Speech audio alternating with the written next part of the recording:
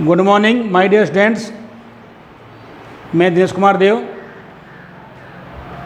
Topic number 9 के साथ में वीडियो नंबर 9 टॉपिक है हमारा कोशिका भित्ति के कार्य। ध्यान देना बेटा, इससे पहले हमने कोशिका भित्ति की परिभाषा, उसकी संरचना के बारे में हमने आपको अध्ययन कराया। अब आता है कार्य। तो इसका देखो, कोशिका भित्ति का पहला कार्य है, ध्यान देना, कि कोशिका भित्ति कोशिका को आकार एवं आकृति प्रदान करती है। सबसे पहले कार्य क्या है इसका? कोशिका भित्ति कोशिका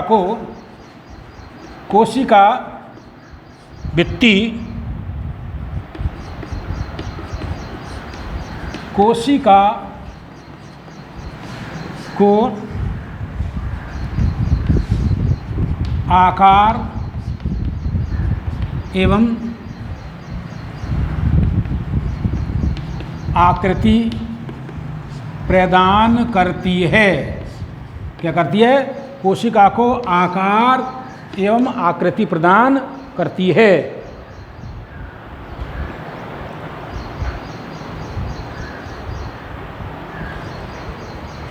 दूसरा देखो, यह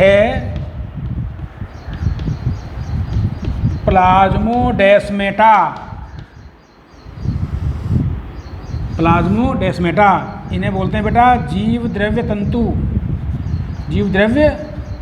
तंतु। ध्यान देना बेटा, जब हमने आपको अंतर कराया था पादप कोशिका और जंतु कोशिका में, तो हमने आपको ये बताया था कि जीव द्रव्य ये पादप कोशिकाएं आपस में प्लाज्मोडेस्मेटा के द्वारा संपर्कित रहती हैं। तो ध्यान देना, यह प्लाज्मोडेस्मेटा के क्या करेगी इसमें? यह प्लाज्मोडेस्मेटा के द्वारा या जीवद्रव्य तंतुओं के द्वारा, प्लाज्मोडेस्मेटा से बोलते हैं जीवद्रव्य तंतु के द्वारा आपस में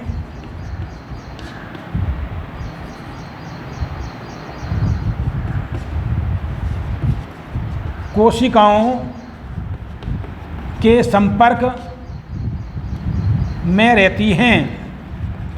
मतलब कोशिकाओं से प्लाज्मोडेस्मेटा के द्वारा संपर्कित रहती हैं।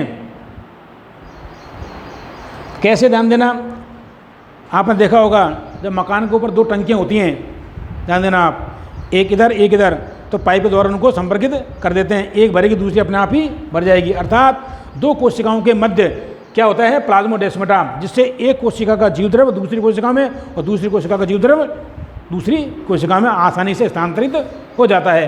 तो यह प्लाज्मोडेस्मेटा के द्वारा आपस में या कोशिकाओं के संपर्क में रहती हैं। ठीक है ना, आपस में या कोशिकाओं के संपर्क में रहती हैं। तीसरा जो कार्य है इसका बेटा, कि कोशिका भित्ति प्रतिकूल परिस्थितियों में, ध्यान देना, कोशिका भित्ति प्रतिकूल परिस्थितियों में इसकी रक्षा करती है। तो आप लिखो, कोशिका भित्ति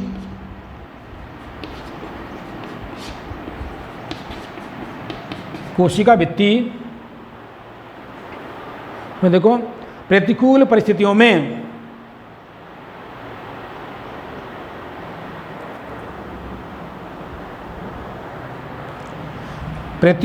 कोशिका भित्ति प्रतिकूल परिस्थितियों में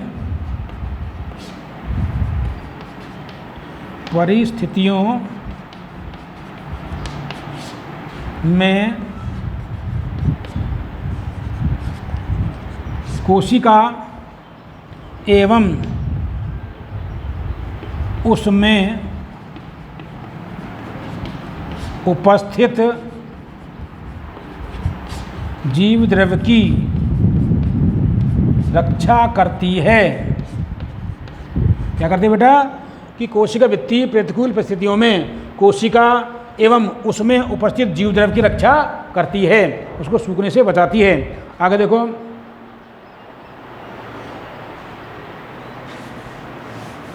तो चौथा कार्य है इसका, कोशिका भित्ति कोशिका को यांत्रिक हानियों से बचाती है। मतलब यांत्रिक हानियों एवं संक्रमण से बचाती है। चौथा कार्य है बेटा इसका, कि कोशिका भित्ति कोशिका भित्ति कोशिका को यांत्रिक हानियों एवं संक्रमण से बचाती है, यांत्रिक हानियों एवं संक्रमण से बचाती है। तो पूछ लिया जाता है परीक्षा में, क्या पूछेगा कि कोशिका भित्ति के कोई दो कार्य बताइए। ऐसे प्रश्न आते हैं आपके 11वीं क्लास में, ज़्यादा बड़े नहीं आते हैं। तो ये कोशिका भित्ति जो आवरण था कोशिका का, कौन सा आवरण? बाह्य आवरण, सबसे बाह्य आवरण, जो कि पादपों में पाई जाती है कोशिका भित्ति, और किसकी बनी होती है? सेलुलोज। इसके अलावा और क्या पाए जाते हैं सेलुलोज के अलावा? ध्यान देना बेटा, hemicellulose, lignin, pectin, suberin, cutin आदि पदार्थ भी इसमें पाए जाते हैं। ये हमने आपको पिछले टॉपिकों में बता दिया है। दूसरा जो आवरण है कोशिका का, वो कहलाता है कोशिका झिल्ली या जीवद्रव्य झिल्ली। इसको अनेक नाम दिए गए हैं, तो ध्यान देना। अब आता है इसका दूसरा आवरण कोशिका का, डाल हेडिंग कोशिका झिल्ली। कोशिका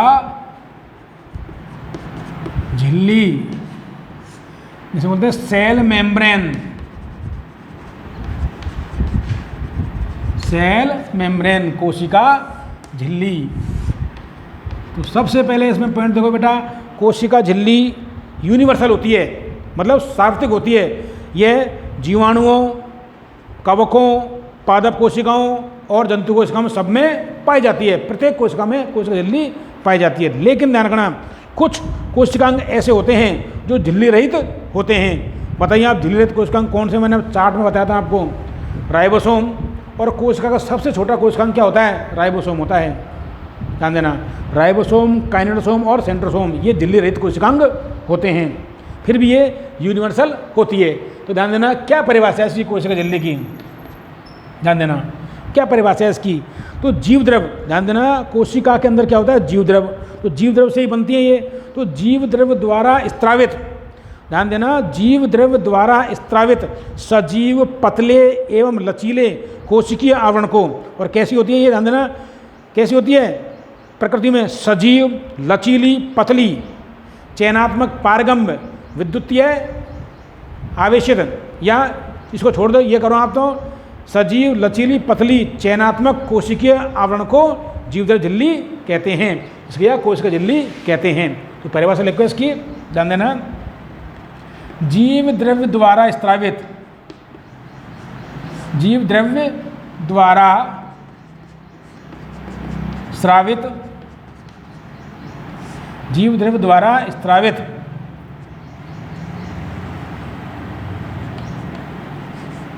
सजीव, पतली, लचीली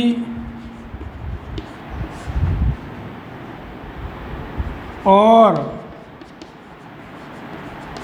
चयनात्मक पारगम्य, सेलेक्टिव परमिएबल, चयनात्मक पारगम्य कोशिकीय आवरण को, कोशिकीय आवरण को कोशिका झिल्ली कहते हैं। कोशिका झिल्ली कहते हैं। क्या कहते हैं बेटा? कोशिका झिल्ली कहते हैं। तो कैसा है ये? जीव द्रव्य द्वारा बनती है, ध्यान रखना, जीव द्रव्य द्वारा स्त्रावित, सजीव है, पतली है, लचीली है मतलब कोमल है, और चयनात्मक पारगम्य मतलब सेलेक्टिव परमिएबल मेम्ब्रेन मतलब अपने द्वारा चुने हुए पदार्थों के अणुओं को ही जाने देती है। तो चयनात्मक पारगम्य कैसा है? आवरण है कोशिका का, कोशिकीय आवरण को कोशिका झिल्ली कहते हैं। परिभाषा बहुत जरूरी है प्रत्येक पॉइंट की या प्रत्येक टॉपिक की।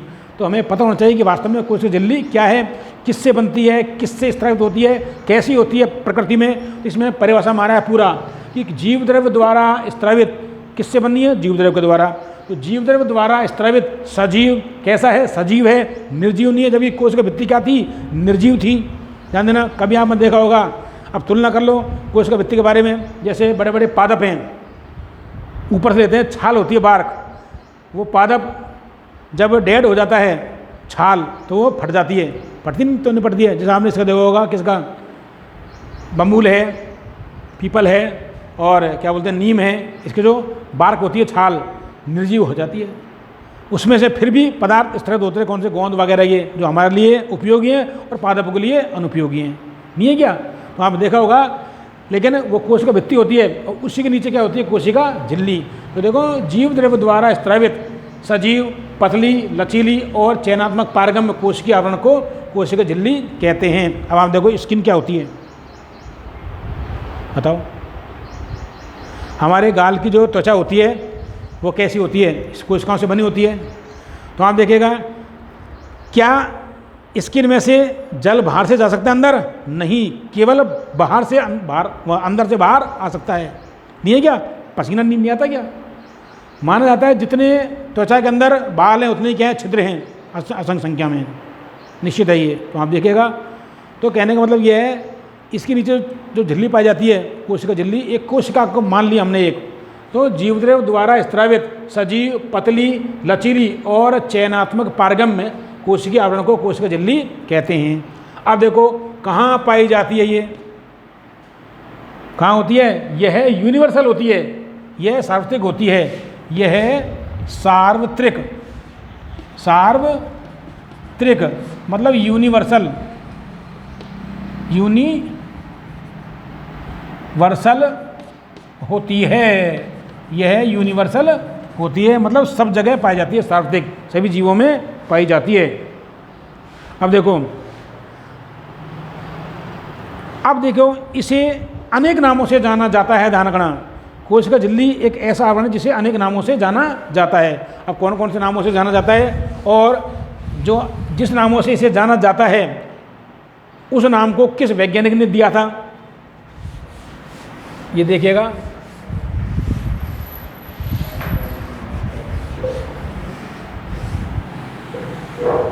देखो ध्यान से,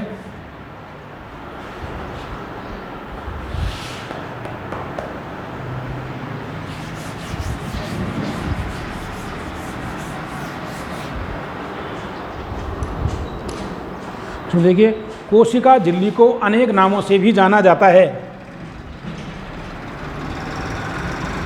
कोशिका झिल्ली, सेल मेम्ब्रेन, कोशिका झिल्ली को अनेक नामों से भी जाना जाता है।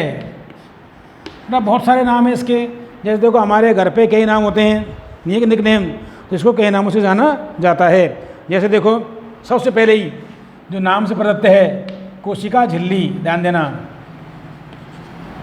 कोशिका झिल्ली, ये नाम जो हम ले रहे हैं ये किस वैज्ञानिक ने दिया था? इसका इंग्लिश नेम है cell membrane, MEMBRANE, cell membrane. ध्यान देना बेटा, पूछे जाते हैं कंपटीशन में नीट के अंदर कि सेल मेम्ब्रेन नाम किसने दिया, तो ध्यान देना इसका नाम किसने दिया था। शब्द, जो शब्द है ये सेल मेम्ब्रेन, ये हम हिंदी में बोलते हैं इसको, सेल मेम्ब्रेन किसने दिया था?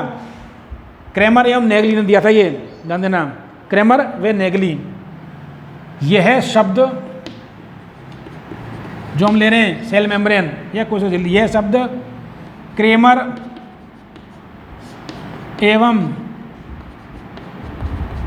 नेगली, ऐसे कर लीजिए ताकि तुरंत ध्यान जाएगा आपका। क्रेमर एवं नेगली, ध्यान देना, द्वारा दिया गया, द्वारा दिया गया। अच्छे कॉम्पिटिशन में आता है बेटा, ये प्रश्न आता है। ये भी एक प्रश्न के ध्यान रखना, दो प्रारूप होते हैं हमेशा।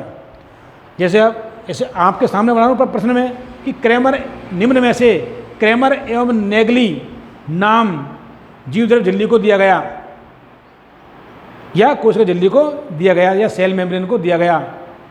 तो कई नाम होंगे आपके, सेल मेम्ब्रेन, इकाई मेम्ब्रेन, जीवद्रव्य कला, बहुत सारे नाम आएंगे भी आपको। देखो तो पहला शब्द क्या है? कोशिका झिल्ली या सेल मेम्ब्रेन। जो ये शब्द है किसके द्वारा दिया गया है? क्रेमर एवं नेगली के द्वारा। दूसरा देखिएगा आप, इसमें दूसरा है आपको प्लाज्मा लेमा शब्द है, प्लाज्मा लेमा। देखना बेटे, PLASMA, प्लाज्मा लेमा। जो ये शब्द है प्लाज्मा लेमा, ये किसके द्वारा दिया गया? देखिएगा आप, ये शब्द दिया गया है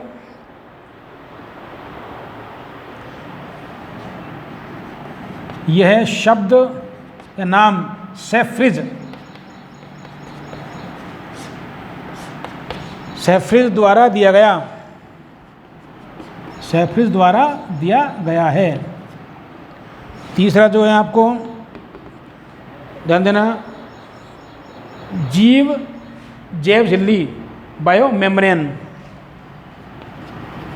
जैव झिल्ली से बोलते हैं biomembrane, BIOMEMBRANE, biomembrane, biomembrane. ये शब्द दिया था सिंगर एवं Nicolson, terms given by Singer एवं निकोलसन, सिंगर एवं निकोलसन, सिंगर एवं निकोलसन द्वारा दिया गया, द्वारा दिया गया। जरूर नहीं है कि आप हिंदी वाले नाम पूछें, आप ये पूछ सकते हैं सेल मेम्ब्रेन। कैसे देखो, सेल मेम्ब्रेन ऐसे आते हैं परीक्षा में शब्द, इसलिए बायोलॉजी थोड़ी टिपिकल हो जाती है। सेल मेम्ब्रेन, इसके बाद में प्लाज्मा लेमा जो दे रखा है आपको, और फिर क्या जाएगा bio membrane, bio membrane Hindi में क्या बोलते हैं जैव झिल्ली, शब्द सिंगर एवं निकोलसन द्वारा दिया गया। आगे आता है आपको इकाई झिल्ली या इकाई कला, फोर्थ नाम है इसका इकाई कला, या इसे ये भी बोलते हैं इकाई झिल्ली, इकाई झिल्ली इंग्लिश में क्या बोलते हैं यूनिट मेम्ब्रेन, यूनिट मेम्ब्रेन। देख लीजिएगा, यूनिट में इकाई, मेम्ब्रेन में झिल्ली या कला। किसने दिया ये शब्द? ध्यान देना, किसने दिया शब्द? ये रॉबर्टसन ने। यह है शब्द आ रहा है नहीं आ रहा है? कोई बात नहीं, मैं इसको ऊपर लिख देता हूँ। एक बार इधर देख लो, यह शब्द निकोलसन रॉबर्टसन द्वारा दिया गया था, रॉबर्टसन द्वारा दिया गया। तो देखिए एक बार दोबारा सुन लें इसको। तो ऐसे 4 क्वेश्चन होते हैं हमारे पास में, देखो ध्यान से। पहला है, 4 नाम है इसके, कोशिका झिल्ली या सेल मेम्ब्रेन, शब्द क्रेमर एवं नेगली द्वारा दिया गया। ठीक है, अब आता है plasma lemma. Plasma lemma, plasma lemma यह शब्द सेफ्रिज द्वारा दिया गया। ध्यान देना बेटा, साइंस में अनेक वैज्ञानिकों ने एक समय खोज की है। जैसे मान लीजिए 1953 में एक मॉडल दिया था, कौन सा? DNA का डबल हेलिक्स द्विकुंडलित मॉडल किसने दिया था? वाटसन एंड क्रिक ने। 1953 में बहुत सारी खोज हुई थी, इसलिए साइंस में बहुत कम मात्रा में सन पूछे जाते हैं, केवल खोजकर्ताओं के नाम जरूर पूछे जाते हैं। तो आपको ये मेन चीज़ होनी चाहिए, किसने दिया था। तो देखो आप, कोशिका झिल्ली, सेल मेम्ब्रेन, यह शब्द क्रेमर एवं नेगली द्वारा दिया गया था। दूसरा है प्लाज्मा लेमा, यह शब्द सेफ्रिज द्वारा दिया गया था। तीसरा है जैव झिल्ली, बायो मेम्ब्रेन, यह शब्द सिंगर एवं निकोलसन द्वारा दिया गया था। चौथा है इकाई कला, यह इकाई झिल्ली, यूनिट मेम्ब्रेन, यह शब्द रॉबर्टसन द्वारा दिया गया था। अब प्रश्न कैसे बनते हैं, ये है चीज़, देखो ध्यान देना। पहली टाइप कि यूनिट मेम्ब्रेन, इकाई कला शब्द निम्न में से किस वैज्ञानिक द्वारा दिया गया? आपको वैज्ञानिक को नाम आ जाएंगे। सबसे पहले क्या जाएगा? क्रेमर एवं नेगली, या फिर ये भी आ सकता है अलग अलग, क्रेमर अलग दे देगा ए भाग में, बे भाग में नेगली, दोनों गलते हैं। सेफ्रिज तो किसने दिया? रॉबर्टसन। हो गए 4, इनमें से आपको नाम दे जाएंगे। ऐसे पूछते हैं प्रश्न। तो ये आपको पता होना चाहिए कि तो कोशिका झिल्ली को अनेक नाम दिए गए हैं। कौन कौन से नाम हो गए? कोशिका झिल्ली, प्लाज्मा, जैव झिल्ली, इकाई कला मेम्ब्रेन, कई नामों जान लिया गया इसको। और इसको हम जीव द्रव्य झिल्ली भी बोलते हैं भाई, एक नाम और इसका जीव द्रव्य झिल्ली। ये आ गई बायो मेम्ब्रेन, बायो या प्रोटोप्लाज्म मेम्ब्रेन, जीव द्रव्य झिल्ली भी कहते हैं इसको।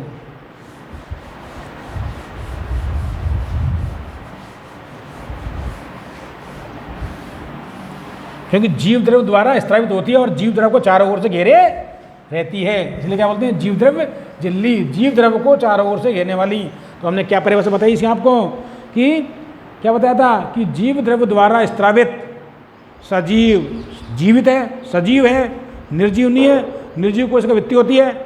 तो सजीव लचीले पतले कोश की आवरण को क्या बोलते हैं? जीव द्रव्य झिल्ली या कोशिका झिल्ली कहते हैं। अब देखिएगा इसके बाद में आता है आपको किससे मिलकर बनी होती है, किन किन रासायनिक पदार्थों से मिलकर बनी होती है। तो देखो हेडिंग है कोशिका झिल्ली का रासायनिक संगठन।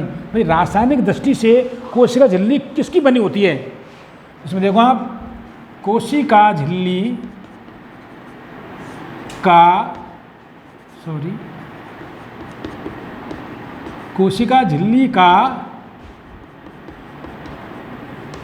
रासायनिक संगठन कि कौन कौन से रासायनिक तत्व या रासायनिक यौगिक इसके निर्माण में भाग लेते हैं। कौन कौन से रासायनिक यौगिक इसके निर्माण में भाग लेते हैं।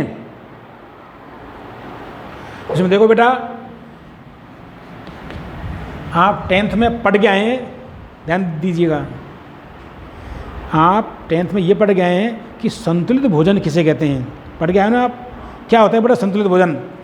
ध्यान देना, मैं बताऊँ आपको कि वह भोजन जिसमें भोजन के मुख्य घटक जैसे प्रोटीन, कार्बोहाइड्रेट, वसा या लिपिड, बात एक ही है वसा या लिपिड, प्रोटीन, कार्बोहाइड्रेट, लिपिड या वसा, विटामिन, खनिज लवण और जल पाए जाते हैं, तो वह संतुलित भोजन कहलाता है। असंतुलित भोजन क्या होता है? वह भोजन जिनमें इन पोषक तत्वों में से या इन पोषक घटकों में से यदि एक भी पदार्थ अनुपस्थित हो जाए तो वह असंतुलित भोजन कहलाता है।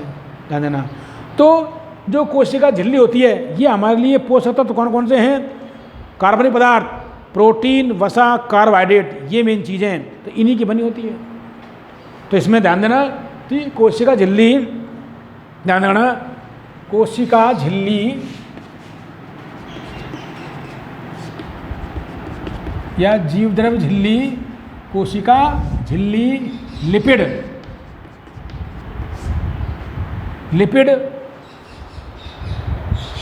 प्रोटीन एवं कार्बोहाइड्रेट,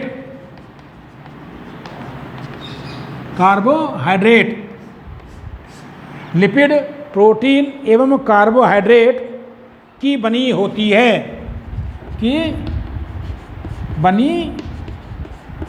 है, तो कौन कौन से रासायनिक पदार्थ हैं? लिपिड है, लिपिड मीन्स वसा, ध्यान देना, लिपिड्स, प्रोटीन और कार्बोहाइड्रेट की बनी होती है। तो ये रासायनिक संगठन हो गया इसका। अब देखो किस में पाई जाती है ये, ध्यान देना, यह है अपरिपक्व पादप कोशिका या विकासशील पादप कोशिका में नहीं पाई जाती, ध्यान रखना, एब्सेंट। कहाँ उपस्थित होती है? यह है अपरिपक्व पादप कोशिका, अपरिपक्व, ध्यान देना, कौन सी है? अपरिपक्व पादप कोशिका, अपरिपक्व या विकासशील, अपरिपक्व मैडम कह लो विकासशील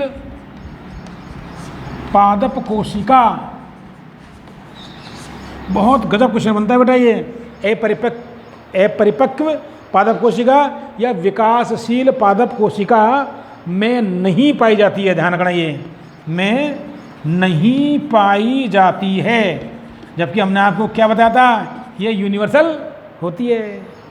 भाई परिपक्व तभी तो बनेगी ना, किससे बनेगी? जीव द्रव्य से। तो ध्यान रखना, ये बहुत अच्छा क्वेश्चन बनता है, पूछे जाते हैं। अच्छे जो इंटेलिजेंट होते हैं बालक, उनसे सर पूछते हैं कि बताओ कोशिका झिल्ली कहाँ नहीं पाई जाती है, तो विकासशील या अपरिपक्व पादप कोशिका में कोशिका झिल्ली नहीं पाई जाती है, बनती नहीं है, क्योंकि पहले किसका निर्माण होता है, कोशिका भित्ति का, पादप कोशिका में, उसके बाद बनेगी। जब पादप कोशिका पूर्णतः विकसित हो जाएगी तब किसका निर्माण होगा, कोशिका झिल्ली का, क्योंकि उसके बाहर कौन सा आवरण होता है, वो क्या बोलते हैं, कोशिका भित्ति का। ध्यान देना, यह अपरिपक्व या विकासशील पादप कोशिका में नहीं पाई जाती है। आगे देखिएगा, मुख्य रूप से, एक मिनट रुको,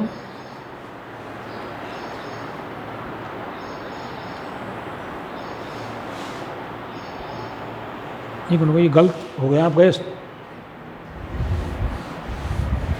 ये तो पादप कोशिका की बात हो गई, यहाँ चल रहा था टॉपिक अपना, दोबारा सुन लें इसको, कोशिका झिल्ली का रासायनिक संगठन।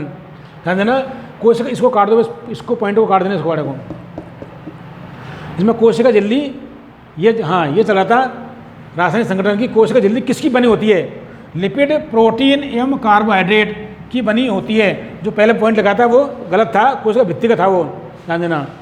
तो इसमें देखो कितनी % मात्रा में होते हैं ये, तो ध्यान देना, इसमें आगे देखो, अगला पॉइंट, उस पॉइंट को काट देना। इसमें ध्यान देना, लिपिड कंपोजिशन लिखाना भूल गया मैं आपको, आगे वाली बात बता दी। इसमें लिपिड 40%, लिपिड कितना होता है बसा, 40%। प्रोटीन कितनी होती है, आगे पढ़ेंगे इसके हम वर्णा में। प्रोटीन होती है 50 से 55% या 55 से, यूँ करो आप तो 55 से 59% प्रोटीन होती है। और कार्बोहाइड्रेट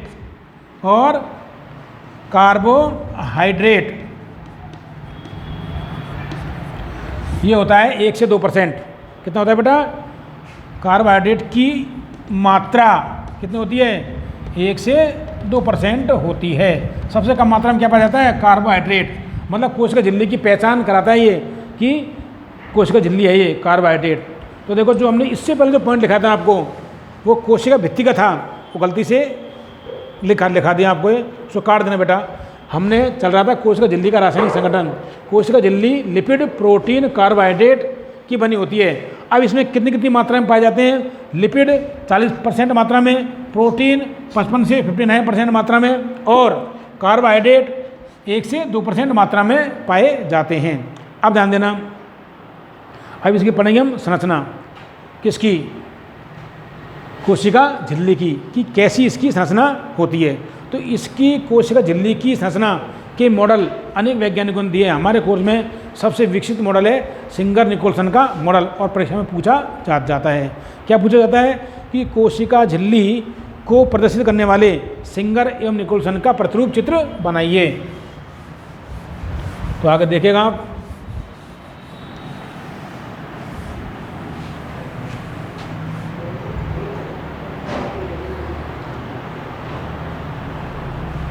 तो इसकी संरचना के बारे में हम अगले टॉपिक में आपको बताएंगे, देख लीजिए।